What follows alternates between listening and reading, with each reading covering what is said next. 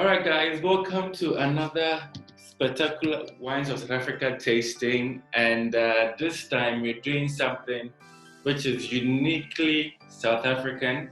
We're doing the pinotage. And of course, with me is Matome Mbatha from Wines of South Africa, who would take us through this process. Welcome, Matome. Great to join you guys on board, and thanks to everybody for coming on board. Good afternoon. Good afternoon. So what exactly is a pinotage? Perhaps let me just take it back to, I think, your introduction, that this is a spectacular South Africa campaign with intention, obviously, under the current, lockdowns and not being able to travel, because under normal circumstances, we would be in Ghana. We would physically be hosting events, doing tastings, running promotions, training people in wine etiquette. So the idea is just to keep the concept of promoting South African wine to the Ghanaians, just the Ghanaians globally.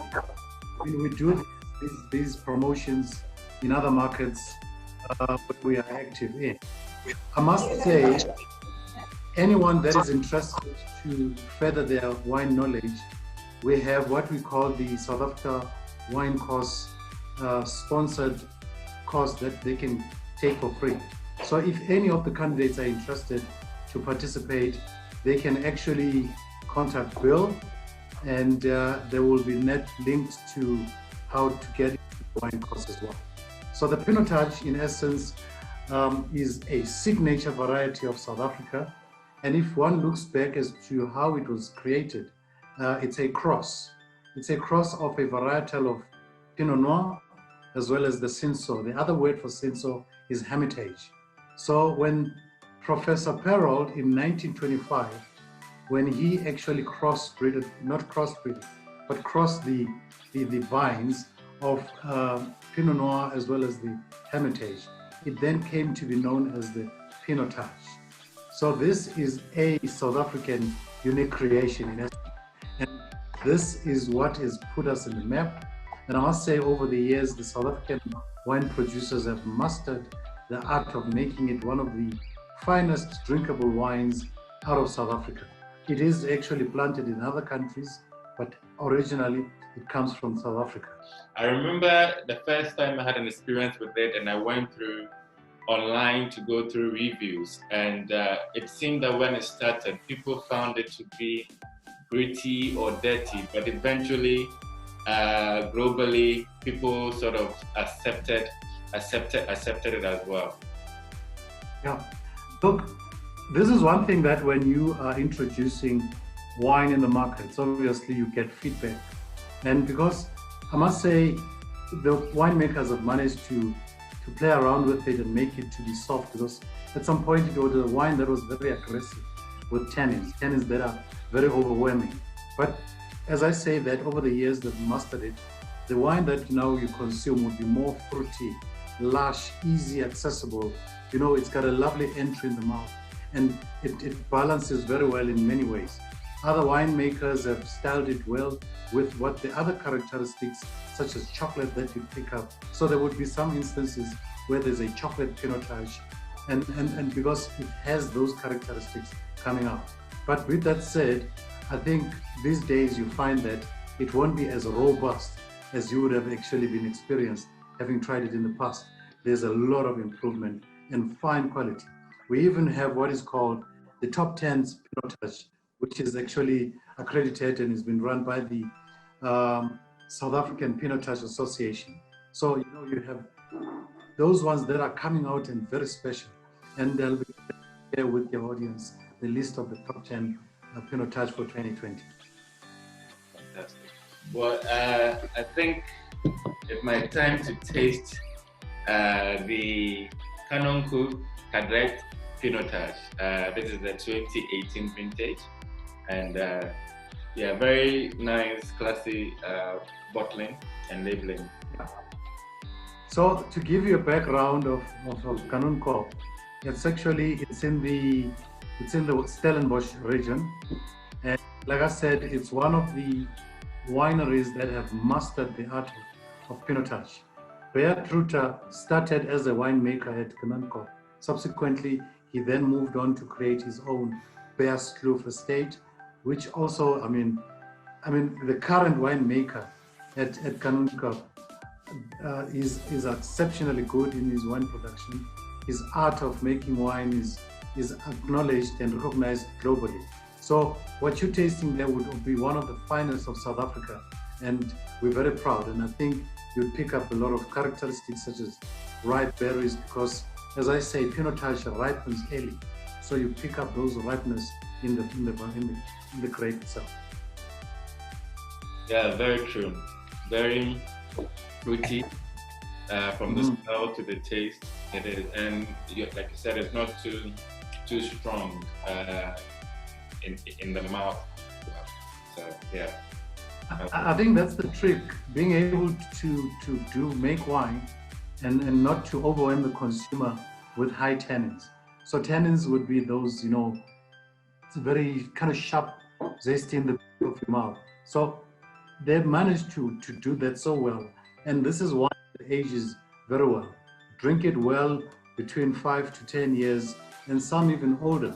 You'd still find that it's well appreciated. It's beautiful wine to explore. Can I then come in and taste my wine that I'm actually tasting this time? Yeah. So I mentioned Bellevue. Bellevue is also in Stellenbosch, and it's actually not too far from Kanunko. It borders between an estate, Sumelseg, then Bellerskloof is also along that side of Stellenbosch. I'm having the 2017 pinotage, and this, again, it's also a very fruit-driven. I mean, I pick up here a lot of berries, ripe berries, and you can play from your raspberry kind of characteristics that I pick up. Likewise, the nose is very acceptable. It's easy accessible, and when you taste it, the mouth, the entry is very receptive. It's not too overwhelming. Tannins hardly pick up any, because the idea is to balance it to be appreciated. And I think this is the kind of wine that, having drank it previously, I had it with the dark, and I also had it with a stew. I mean, a red stew, and with some carrots and nicely savory, because with that fruitiness, it finds balance and it makes it to be, well appreciated. For me, next, the Fleur de Cap.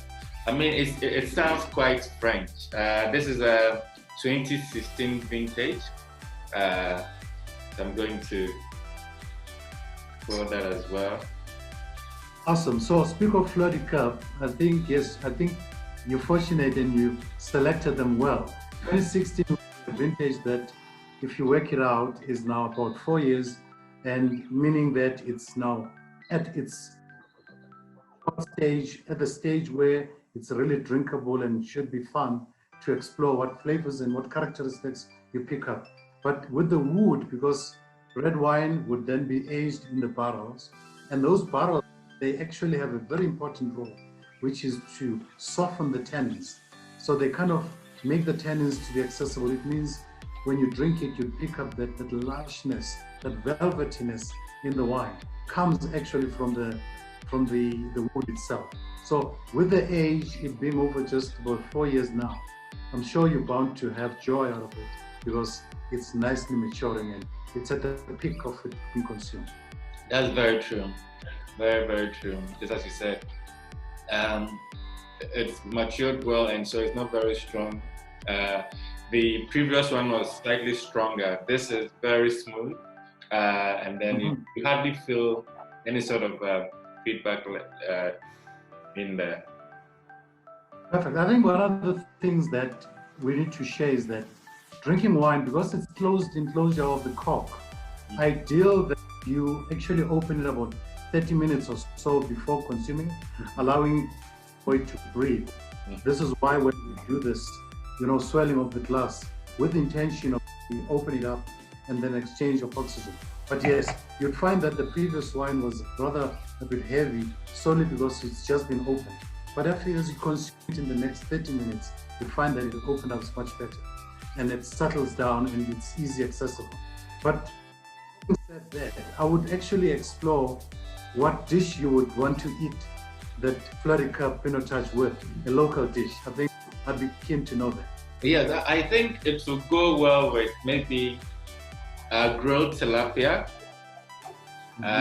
with some sort of stew around it, with potatoes or even chips, yam chips. I think it will go very well into the fattiness of the fish, because even the tilapia sometimes gets that. So I think it will give you a nice balance with the tilapia.